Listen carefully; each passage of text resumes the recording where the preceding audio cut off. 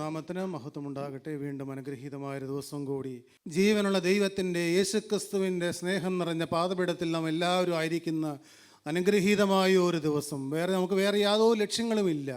അപ്പോസ്തലനായ പൗലോസ് തെസ്സലോനിക്കർക്ക് ലേഖനം എഴുതുമ്പോൾ അപ്പോസ്തലൻ പറയുകയാണ്, കർത്താവ് താൻ ഗംഭീരനാദത്തോടും പ്രധാന ദൂതന്റെ ശബ്ദത്തോടും ദൈവത്തിന്റെ കാഹളത്തോടും കൂടി സ്വർഗത്തിൽ നിന്ന് ഇറങ്ങി വരും.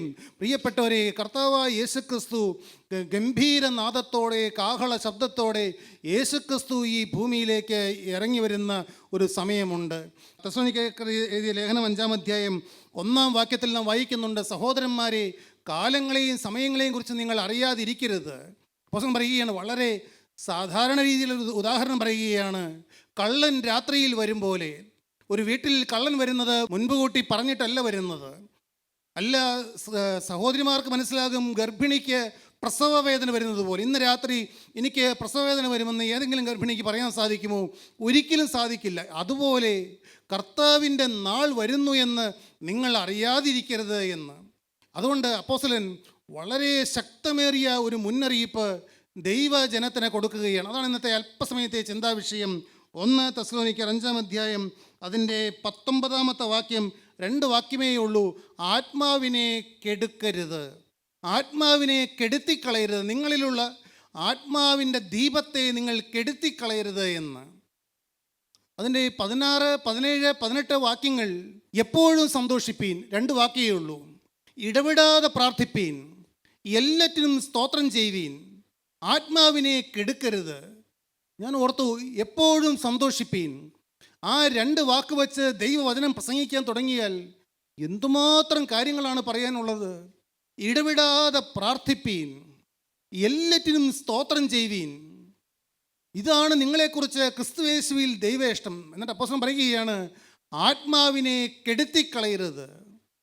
നിങ്ങളുടെ ഉള്ളിൽ ദൈവത്തിൻ്റെ പരിശുദ്ധാത്മാവിൻ്റെ ഒരു സ്നേഹത്തിൻ്റെ അഗ്നി കത്തിക്കിട്ടിയിട്ടുണ്ടെങ്കിൽ നിങ്ങളത് ഒരു കാരണവശാലും കെടുത്തിക്കളയരുത് എന്ന് അപ്പോസ്തലൻ പറഞ്ഞു. കർത്താവ് താൻ ഗംഭീരനാദത്തോടെ പ്രധാന ദൂതൻ്റെ ശബ്ദത്തോടെ ദൈവത്തിൻ്റെ കാഹളത്തോടു കൂടി സ്വർഗത്തിൽ നിന്ന് ഇറങ്ങി വരും. നാം പലപ്പോഴും ഇതെല്ലാം കേൾക്കുമ്പോൾ ഒരു കഥ കേൾക്കുന്നത് പോലെ കേൾക്കുന്നു. മനുഷ്യൻ ഇന്നും അങ്ങനെയാണ്. ഒരിക്കൽ ഒരു സ്ഥലത്ത് എന്ന് പറഞ്ഞാൽ ഒരു കഥ പറയാൻ തുടങ്ങിയാൽ നിങ്ങൾ എല്ലാവരുടെയും കണ്ണ് മിഴിഞ്ഞ് ചെവി തുറന്നിരിക്കും. എന്നാൽ നിങ്ങളുടെ ഉള്ളിൽ ക്രിസ്തു ഉണ്ടോ എന്നൊരു ചോദ്യം ചോദിക്കുമ്പോഴേക്കും ആർക്കും അത് വലിയ താല്പര്യമുള്ള കാര്യമല്ല. പ്രിയപ്പെട്ടവരെ, നാം ചില കാര്യങ്ങൾ ഗൗരവമില്ലാതിരിക്കരുത്. യേശുക്രിസ്തു ഒരു ദിവസം വരും. രാത്രി കള്ളം വരുന്നത് പോലെ, ഗർഭിണിക്ക് പ്രസവവേദന വരുന്നത് പോലെ. ഇന്ത്യ പാകിസ്ഥാൻ അതിർത്തിയിൽ യുദ്ധം പുകയുന്നു. കേരളത്തിലേക്ക് നാം ചിന്തിക്കുന്നു, ഇതൊന്നും എന്നെ ബാധിക്കുന്ന കാര്യമല്ല. ഒരു യുദ്ധം ഉണ്ടാകട്ടെ, പെട്രോൾ കിട്ടാനുണ്ടാകില്ല, ചിലപ്പോൾ ഗ്യാസ് സിലിണ്ടർ കിട്ടാനുണ്ടാകില്ല, എല്ലാത്തിനും ക്ഷാമം വരും. അങ്ങ് ഇസ്രായേൽ പാലസ്തീൻ അതിർത്തിയിൽ യുദ്ധം പുകയുന്നു. നാം ഇതൊന്നും അറിയാതെ ഏതോ ചില മൂഢലോകത്ത് ജീവിക്കുന്നത് പോലെയായി. എന്നാൽ അതിൻ്റെ എല്ലാം മധ്യത്തിൽ നാം ചിന്തിക്കേണ്ട ഒരേ ഒരു കാര്യമുണ്ട്. കർത്താവേ, എൻ്റെ ഉള്ളിൽ ദൈവസ്നേഹത്തിൻ്റെ തീ കത്തി നിൽക്കുകയാണോ അതോ കെട്ടിരിക്കുകയാണോ? അപ്പോസ്തലൻ പറഞ്ഞു, തെസ്സലോനിക്കരോട് പറഞ്ഞു, നിങ്ങൾ ദൈവത്തിൻ്റെ പരിശുദ്ധാത്മാവിനെ കെടുത്തി കളയരുത് എന്ന്. ഇതുപോലെ വലിയൊരു ഹാളിൽ ഒരു 120 വിളക്കുകൾ ഒരുമിച്ചിരിക്കുകയായിരുന്നു. ആ 120 വിളക്കുകൾ തമ്മിൽ സംസാരിക്കുകയാണ്. 120 വിളക്ക് എന്ന് പറയുന്നത് 120 മനുഷ്യർ തന്നെയാണ്. അന്ന് പെന്തക്കോസ്ത് നാളിൽ 120 പേർ മർക്കോസിൻ്റെ മാളികയിൽ കൂടിയിരുന്നു. അതിൽ ഏതാനും വിളക്കുകൾ നല്ലതുപോലെ കത്തുന്നുണ്ട്. പക്ഷേ ബാക്കിയുള്ള അനേകം വിളക്കുകൾ ഇങ്ങനെ കെട്ടുകെട്ടിരിക്കുകയാണ്. അനേകം വിളക്കുകളിൽ നിന്ന് കരിന്തിരി കത്തി പുകയിങ്ങനെ പുറത്തേക്ക് വരികയാണ്. പ്രിയപ്പെട്ടവരെ, ഞാൻ ദൈവസ്നേഹം കൊണ്ട് പറയട്ടെ, ഞാൻ എൻ്റെ നാവ് തുറക്കുമ്പോൾ എൻ്റെ വായിൽ നിന്ന് പുറത്തേക്ക് വരുന്നത് കരിന്തിരിയുടെ പുകയാണോ എന്ന് എനിക്ക് ചിലപ്പോൾ മനസ്സിലാക്കണമെന്നില്ല, എനിക്കത് തിരിച്ചറിയാൻ സാധിക്കണമെന്നില്ല. അപ്പോഴാണ് ഒരു കൂട്ടായ്മയുടെ അനുഭവം എന്ന് പറയുന്നത്. അവിടെ ഇരിക്കുന്ന ഏതാനും പേരിൽ ദൈവസ്നേഹത്തിൻ്റെ അഗ്നിയുണ്ട്. എന്നാൽ അനേകം വിളക്കുകളും കെട്ടിരിക്കുകയാണ്.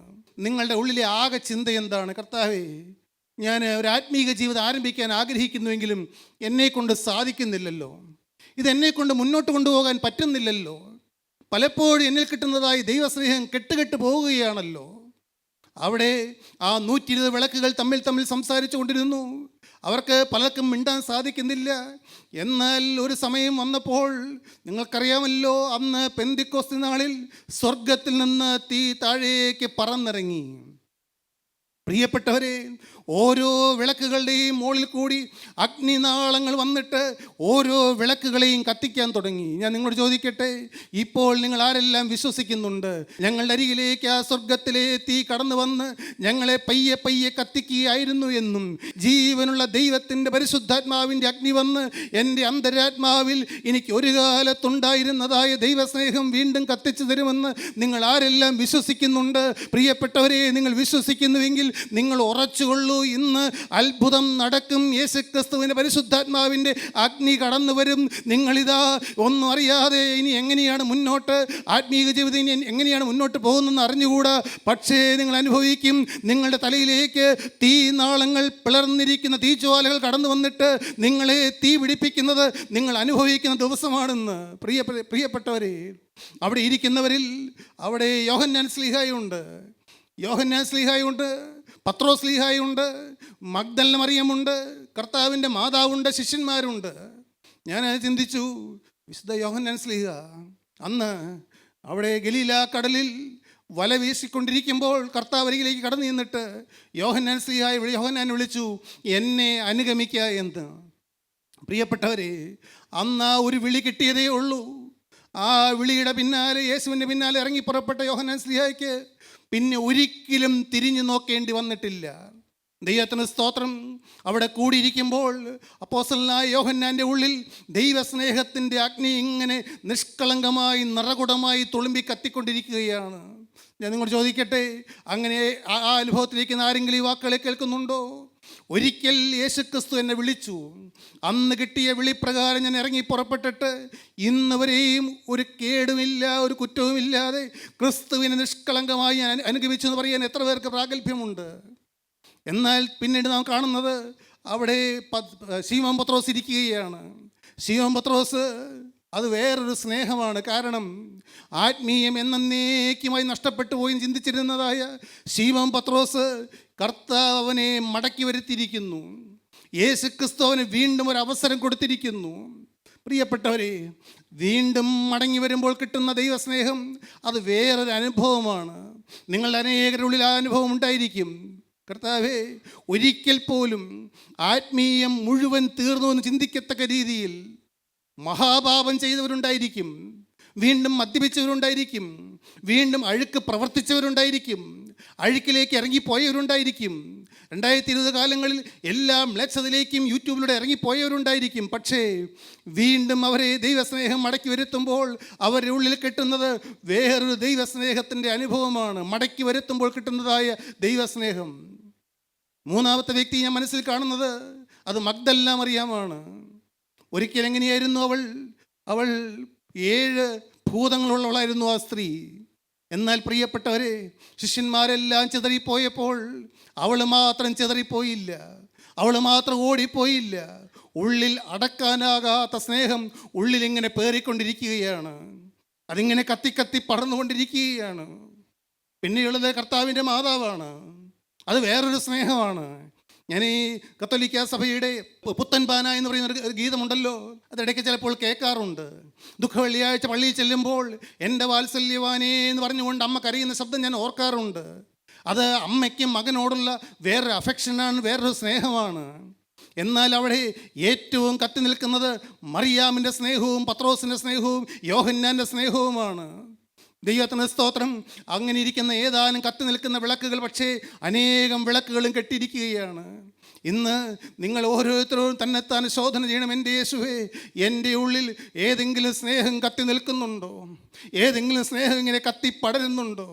ഞാൻ ഇന്നലെ ഇരുന്ന് ചിന്തിച്ചു, കർത്താവേ, എനിക്ക് വലിയ ജ്ഞാനമൊന്നും പ്രസംഗിക്കണമെന്നില്ല, കാരണം എനിക്ക് ഞാൻ അറിയാനും പാടില്ല. പണ്ട് ദേവദാസൻ ഞങ്ങളോട് പറഞ്ഞ് കേട്ടിട്ടുണ്ട്, വലിയ ജ്ഞാനമൊന്നും പ്രസംഗിച്ചിട്ട് കാര്യമില്ല എന്ന്. ആത്മീയ പ്രസംഗം എന്ന് പറയുന്നത് പുതിയ ആശയങ്ങളല്ല, പുതിയ ജ്ഞാനമല്ല, ഇതൊന്നുമല്ല. എന്നാൽ ജ്ഞാനം വേണ്ടേ, മർമ്മം വേണ്ടേ, അറിവ് വേണ്ടേ, ഇതെല്ലാം വേണം താനും. എന്നാൽ ഇതിൻ്റെ എല്ലാം അപ്പുറത്ത് അപ്പോസ്തലനായ പൗലോസ് 1 കൊരിന്ത്യർ 13-ാം അധ്യായത്തിൽ പറഞ്ഞു, ഞാൻ വലിയ മർമ്മങ്ങളെയും വലിയ പർവ്വതങ്ങളെയും നീക്കുവാൻ തക്കവണ്ണം വിശ്വാസം എനിക്കുണ്ടായാലും വലിയ മർമ്മങ്ങളും ജ്ഞാനങ്ങളും ഞാൻ പറഞ്ഞാലും എനിക്ക് സ്നേഹമില്ല എങ്കിൽ ഞാൻ ഏതുമില്ല എന്ന് ഞാൻ എൻ്റെ യേശുവിനോട് പറഞ്ഞു. കർത്താവേ, എൻ്റെ ഉള്ളിൽ വേറെ ഒന്നുമില്ലെങ്കിലും യേശു ക്രിസ്തുവിനോട് സ്നേഹം ഉണ്ടായിരുന്നാൽ മാത്രം മതിയെന്ന് ഞാൻ ഈ മൈക്കിൻ്റെ മുമ്പിൽ നിന്ന് നിങ്ങളോട് പറയാൻ വിചാരിക്കുക. എനിക്ക് യേശുവിനോട് സ്നേഹമുണ്ടെന്ന് പറഞ്ഞാൽ അത് ഞാനല്ല പറയേണ്ടത്, കേൾക്കുന്ന നിങ്ങളാണത് തിരിച്ചറിയേണ്ടത്. നിങ്ങൾക്കത് മനസ്സിലാകും. പ്രിയപ്പെട്ടവരെ, വാക്കുകൊണ്ട് പറയുന്നതല്ല ഇത്. എനിക്ക് യാതൊരു അവകാശവാദങ്ങളും പറയാനില്ല, കാരണം ഞാൻ യേശുവിനെ സ്നേഹിച്ചു എന്നു. ഞാൻ എത്രയോ കാലങ്ങളിൽ മുഴങ്ങുന്ന ചെമ്പായി പോയിട്ടുണ്ട്, വെറും ശബ്ദങ്ങളായി പോയിട്ടുണ്ട്, വെറുതെ ഒച്ച വച്ചിട്ടുണ്ട്. പ്രിയപ്പെട്ടവരെ, യേശുവിനോട് സ്നേഹമില്ലാതെ, യേശുവിൻ്റെ സ്നേഹത്തിൻ്റെ വചനം തിരിച്ചറിയാതെ എന്തെല്ലാം കാട്ടിക്കൂട്ടിയിട്ടുണ്ട്. എന്നാൽ ഈ കാലങ്ങളിൽ അങ്ങ് കോടാനുകോടിയിൽ ഒരംശം പോലെ ഞാൻ അറിയുന്നു, എൻ്റെ ഹൃദയത്തിൻ്റെ അടിത്തട്ടിൽ കൃപയാൽ അത് വലിയൊരു കൃപയാണ്. അത് ഞാൻ, എൻ്റെ പ്രിയപ്പെട്ടവരെ, അതെന്തുകൊണ്ടാണെന്ന് എനിക്ക് അറിഞ്ഞുകൂടാ, അത് എവിടെ നിന്നാണ് വരുന്നതെന്ന് എനിക്ക് അറിഞ്ഞുകൂടാ. പക്ഷേ നിത്യനായ ദൈവത്തിൻ്റെ യേശു ക്രിസ്തുവിൻ്റെ പാദപീഠത്തിലിരിക്കുമ്പോൾ എനിക്ക് യേശുവിനോട് നന്ദിയുണ്ട്. പ്രിയപ്പെട്ടവരെ, ഞാനപ്പോൾ ഓർത്തു, 3 മാസം മുമ്പ് എനിക്കൊരു ബ്ലോക്ക് വന്നതാണ്, ആൻജിയോപ്ലാസ്റ്റി ചെയ്യണമെന്ന് പറഞ്ഞതാണ്. എന്നാൽ ദൈവത്തിന് സ്തോത്രം, എന്താണ് കൂട്ടായ്മ, എന്താണ് ദൈവത്തിൻ്റെ മക്കൾ, എവിടെയാണ് നാം കൂടി വന്നിരിക്കുന്നത്. എൻ്റെ പ്രിയപ്പെട്ടവരെ, കഴിഞ്ഞ ദിവസം ദൈവത്തിൻ്റെ മക്കൾ പറഞ്ഞപ്പോൾ ഇതാ ഞങ്ങളെല്ലാം ഹൃദയം ചൂട് പിടിച്ചു. ഈ കൂട്ടായ്മ തുടങ്ങിയ നാൾ മുതൽ ഇവിടെ ദൈവത്തിൻ്റെ പരിശുദ്ധാത്മാവ് പ്രവർത്തിച്ച പ്രാർത്ഥന കേട്ട് അനേകം വിഷയങ്ങൾ എണ്ണി പറഞ്ഞാൽ, പ്രിയരെ, ഇവിടെ ഈ ദൈവസ്നേഹത്തിൻ്റെ അഗ്നി ഇങ്ങനെ കത്തിപ്പടരുന്നത് അനേകരുടെ അനുഭവമാണ്. അനുഭവങ്ങൾ കിട്ടിയവർ ദൈവത്തിന് സ്തോത്രം വന്നോർക്കുന്നുണ്ട്. ദുബായിൽ വലിയ മഴ പെയ്യുകയാണ്. പ്രിയപ്പെട്ട ദൈവത്തിൽ പറഞ്ഞു, ഇനി 1 ഇഞ്ച് മഴ പെയ്താൽ, വെള്ളം പൊങ്ങിയാൽ കാറുകൾ തമ്മിൽ കൂട്ടിയിടിക്കുമെന്ന് കൊടുങ്കാറ്റിനെ ശാന്തമാക്കി. പ്രിയപ്പെട്ടവരെ, എന്തെല്ലാം പറഞ്ഞാൽ തീരാത്ത അത്ഭുതങ്ങളല്ലേ നടന്നത്.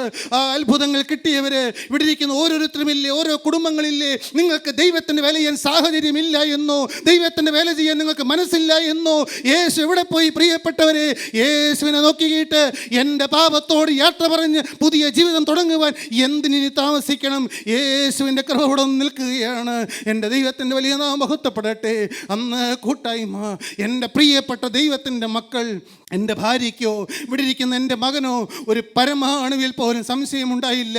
ദൈവത്തിൻ്റെ പ്രിയപ്പെട്ട മക്കൾ പറഞ്ഞു, എൻ്റെ ബ്ലോക്കിന്മേൽ യേശുക്രിസ്തുവിൻ്റെ കരം വച്ചിട്ടുണ്ട് എന്ന്. ദൈവത്തിന് സ്തോത്രം. പ്രിയരെ, ഞങ്ങൾ പൂർണ്ണമായി വിശ്വസിച്ചു. ആ ബ്ലോക്ക് അലിഞ്ഞു പോയി എന്ന്. ദൈവത്തിന് സ്തോത്രം. അങ്ങനെയാണ് എങ്കിൽ ഇന്ന് ഈ പകൽക്കാലം ദൈവത്തിൻ്റെ സ്നേഹം നമ്മുടെ മധ്യത്തിലൂടെ ഇങ്ങനെ വ്യാപരിച്ചു കൊണ്ടിരിക്കുകയാണ്. എൻ്റെ പ്രിയരെ, കാരണം എന്താണ്? നിങ്ങളിവിടെ വന്നിരിക്കുന്നു, ശരി, ആദ്യമായി വന്നവരുണ്ട്. എന്താണ് ദൈവസ്നേഹം അറിയാൻ പാടില്ല. എന്നാൽ നിങ്ങളുടെ അരികിൽ ഇപ്പോൾ ഒരാൾ നിൽക്കുന്നുണ്ട്. എൻ്റെ 22-ാമത്തെ വയസ്സിൽ, പ്രിയരെ, എനിക്ക് ഈ ബൈബിളിൽ നിന്ന് കുറേ കാര്യം പറയണമെന്നൊന്നുമില്ല, പക്ഷെ എനിക്ക് പറയാനൊരു കാര്യമുണ്ട്. എൻ്റെ 22-ാമത്തെ വയസ്സിൽ ചിലരെ നിർബന്ധിച്ച് പ്രാർത്ഥനാ വിഷയങ്ങളുമായി വന്നതുപോലെ ഞാനും എൻ്റെ 2 സഹോദരിമാരും എൻ്റെ അമ്മയും ഞങ്ങൾ അനാഥരായിരുന്നു. ആ കൺവെൻഷൻ പന്തലിൽ വന്നിരുന്നു. എനിക്കൊന്നും അറിഞ്ഞുകൂടാ. എൻ്റെ അച്ഛൻ FSCTയിൽ ജോലിയായിരുന്നു. അച്ഛൻ മരിച്ചു. അച്ഛൻ്റെ ജോലി എനിക്ക് കിട്ടുമെന്ന് ആളുകൾ പറയുന്നു, പക്ഷേ കിട്ടാൻ സാധ്യത കാണുന്നില്ല. 2 പെങ്ങന്മാർ ഇരട്ടകളായി ഒരേ പ്രായത്തിൽ വളർന്നു വരുന്നു. ഇവരുടെ കാര്യം എന്താകും? ഒന്നും അറിഞ്ഞുകൂടാ. അങ്ങനെ ഒരു മരവിച്ച മനുഷ്യനായി ഞാൻ ആ കൺവെൻഷൻ പന്തലിൽ പോയി ഇരിക്കുന്നുണ്ട്. എൻ്റെ ദൈവത്തിന് സ്തോത്രം. എന്നെ അവിടെ കൊണ്ടുവന്നിരുത്തിയത് നിത്യനായ ദൈവത്തിൻ്റെ അനന്ത സ്നേഹമാണ്. നാം പാടാറുള്ളത് പോലെ അത് കാൽവരി ക്രൂസിലെ സ്നേഹമാണ്. അതൊരു സ്നേഹ ചങ്ങലയാണ്, അതൊരു സ്നേഹ ചരടാണ്. ഞാൻ എന്നും പറയാറില്ലേ, എൻ്റെ വീട് തൃക്കാരിയൂർ ദേശത്തായിരുന്നു. ഞാനൊരു നായർ കുടുംബത്തിൽ ജനിച്ചവനാണ്. എത്രയോ നായന്മാരും നമ്പൂതിരിമാരും അവിടെ ഉണ്ടായിരുന്നു. ക്ഷയിച്ചുപോയ ഇല്ലങ്ങളും മനകളും അവിടെ ഉണ്ടായിരുന്നു. എത്രയോ വിധവമാരവിടെ ഉണ്ടായിരുന്നു. പ്രിയ പ്രിയപ്പെട്ടവരെ, എത്രയോ ആരോരുമില്ലാത്ത കുഞ്ഞുങ്ങൾ ഉണ്ടായിരുന്നു. എന്നാൽ ജീവനുള്ള ദൈവത്തിൻ്റെ സ്നേഹത്തിൻ്റെ ചരട് വന്ന് കടന്നു പിടിച്ചത് ഈ മഹാഭാവിയായ എന്നെയാണ്. പ്രിയരെ, എൻ്റെ അച്ഛൻ മരിച്ചു കിടക്കുമ്പോൾ പോലും ഒരു തുള്ളി കണ്ണുനീരില്ലാത്ത ഈ മഹാഭാവിയെ യേശുവിൻ്റെ സ്നേഹം 22-ാമത്തെ വയസ്സിൽ അവൻ്റെ മാറോട് ചേർത്ത് പിടിച്ചു. മുറുക്കാൻ്റെ മണമുള്ള, ബീഡിയുടെ മണമുള്ള, കള്ളത്തരവും കാപട്യവും കാമാസക്തിയുമുള്ള ഈ ചെറുപ്പക്കാരനെ കടന്നു പിടിച്ച എൻ്റെ യേശുവിൻ്റെ സ്നേഹം അന്ന് കിട്ടിയ സ്നേഹമാണ്, അന്ന് കിട്ടിയ തീയാണ്, അന്ന് കിട്ടിയ കൃപയാണ്. കളഞ്ഞില്ല എന്ന് ഞാൻ പറയില്ല. എൻ്റെ യേശുവേ, നഷ്ടപ്പെട്ടു കെടുത്തി കളഞ്ഞില്ല എന്ന് ഞാൻ പറയില്ല. എന്നാൽ ഇന്ന് എൻ്റെ 54-ാമത്തെ വയസ്സിൽ നിന്നുകൊണ്ട് എൻ്റെ ദൈവത്തിന് സ്തോത്രം, എൻ്റെ കർത്താവിൻ്റെ വലിയ നാമം മഹത്വപ്പെടട്ടെ. മുഴങ്ങുന്ന ചമ്പോ ചിലമ്പുന്ന കൈത്താളമായി പോകേണ്ടവനായിരുന്ന എൻ്റെ പ്രിയരെ, ഈ കൂട്ടായ്മ തുടങ്ങുമ്പോൾ അന്ന് ഞാൻ വചനം പറയുന്നുണ്ട്, സാക്ഷ്യം പറയുന്നുണ്ട്. പക്ഷേ എനിക്ക് ചില പേരുകൾ കേൾക്കുമ്പോൾ അലർജിയായിരുന്നു, ചില പേരുകൾ കേൾക്കുമ്പോൾ ദേഷ്യമായിരുന്നു, ചില പേരുകൾ കേൾക്കുമ്പോൾ എനിക്ക് വൈരാഗ്യമായിരുന്നു. എന്നാൽ ദൈവത്തിന് സ്തോത്രം, ദൈവത്തിൻ്റെ വലിയ നാമം മഹത്വപ്പെടട്ടെ. ദൈവത്തിൻ്റെ പരിശുദ്ധാത്മാവിൻ്റെ സ്നേഹം ഇങ്ങനെ വ്യാപരിച്ച് വ്യാപരിച്ച് വ്യാപരിച്ച് വന്നപ്പോൾ അത് പറഞ്ഞു തരാൻ ദൈവമക്കളുണ്ടായി. ഭാഗ്യം. ഹല്ലേലൂയ.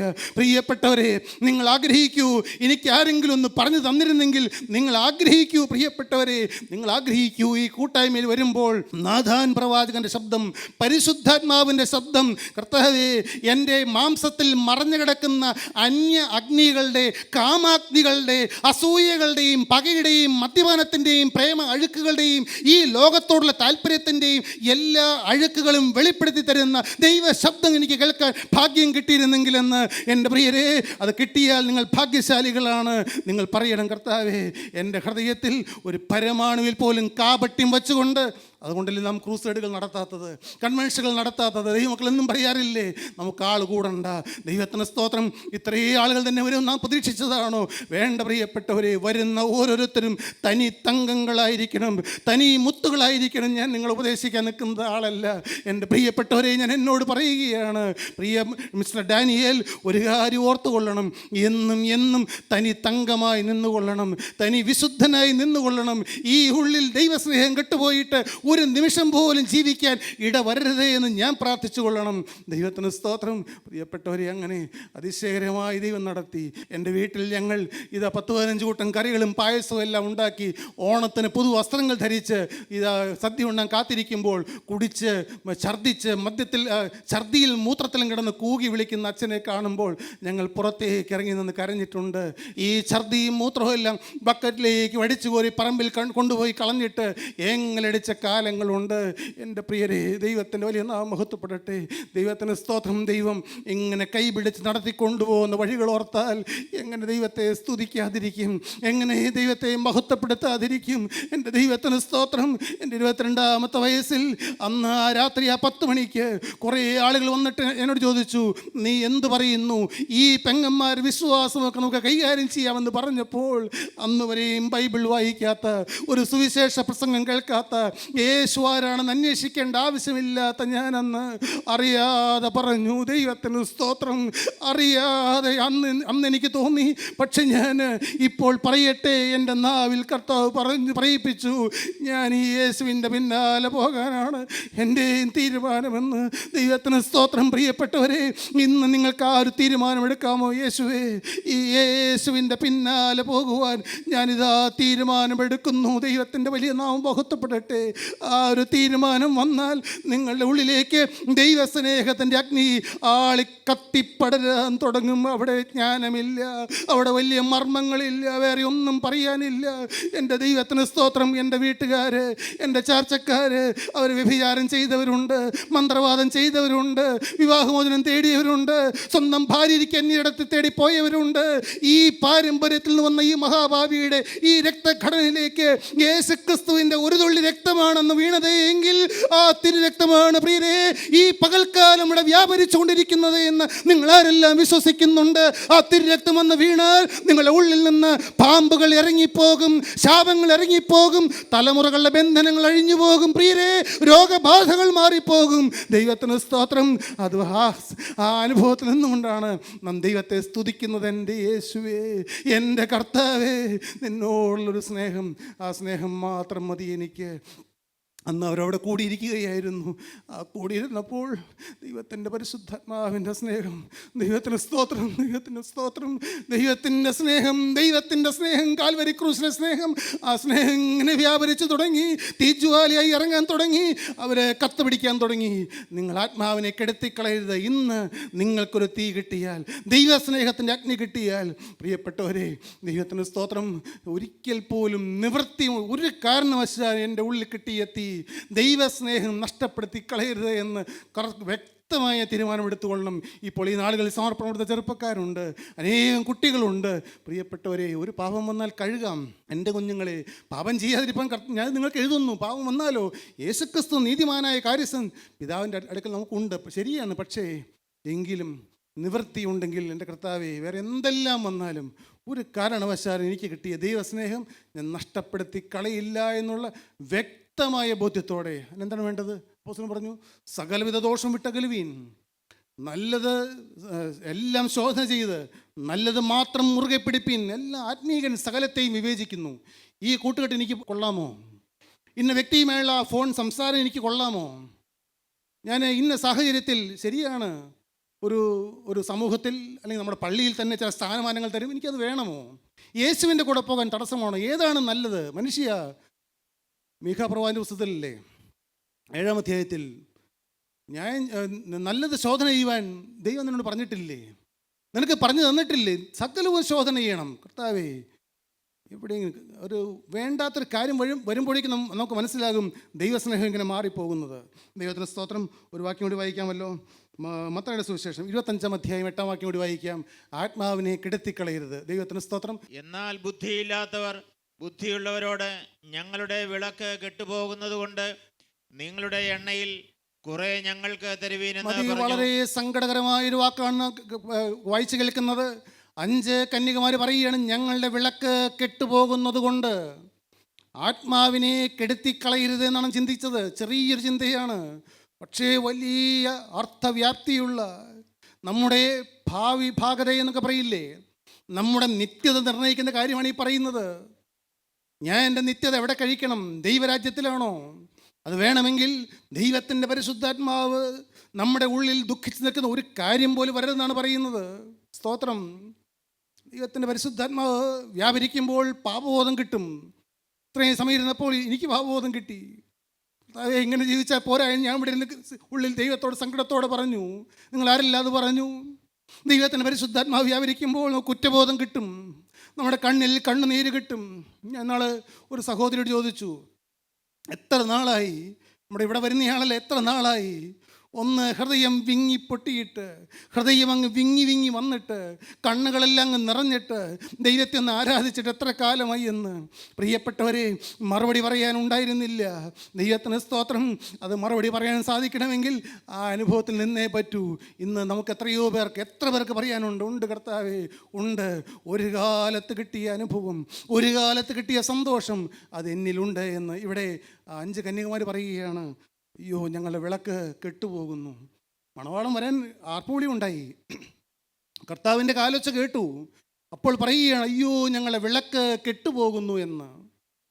എൻ്റെ പ്രിയപ്പെട്ടവരെ, ഒന്നും ചെയ്യാൻ സാധിക്കില്ല. അവർക്കൊന്നും ചെയ്യാൻ സാധിച്ചില്ല. മണവാളൻ വന്നു, ആർപ്പുവിളി ഉണ്ടായി. 5 കന്യകമാർ അകത്തേക്ക് കടന്നു.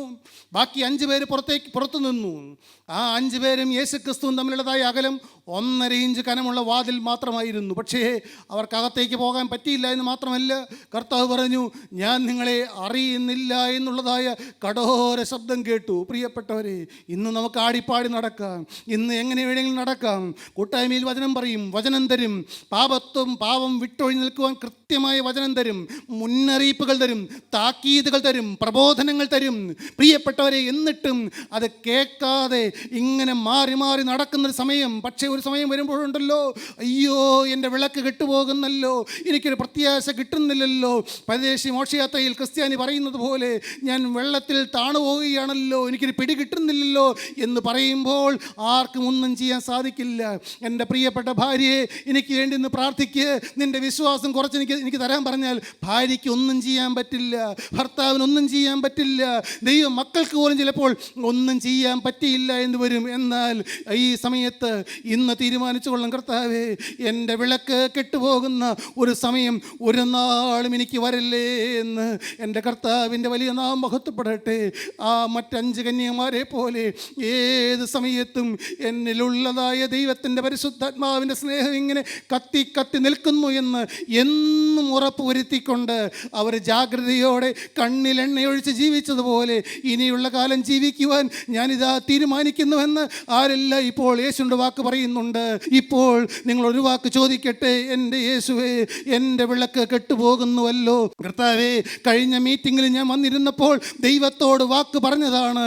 എന്നാൽ യേശുവേ, എനിക്ക് നിൽക്കാൻ പറ്റുന്നില്ല, ജയത്തോടെ നിൽക്കാൻ പറ്റുന്നില്ല, കരുത്തോടെ നിൽക്കാൻ പറ്റുന്നില്ല. കർത്താവേ, എനിക്ക് ദൈവമക്കൾ പറഞ്ഞു തരുന്നതായ ഉപദേശങ്ങൾ എനിക്ക് മനസ്സിലാകുന്നില്ല, എവിടെയെല്ലാമോ ഇരുട്ട് ബാധിച്ചതുപോലെ.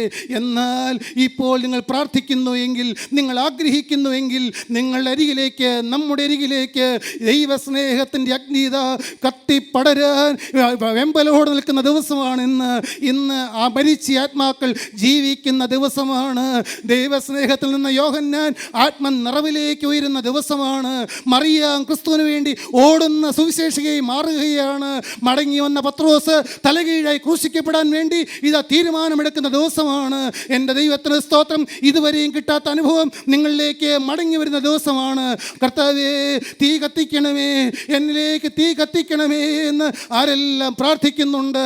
ഒരേ ഒരു കാര്യം എനിക്ക് പറയാനുള്ളൂ, എന്നെയും എനിക്കുള്ള സകലത്തെയും ഞാനിതാ യാഗമായി അർപ്പണം ചെയ്യുന്നു എന്ന്.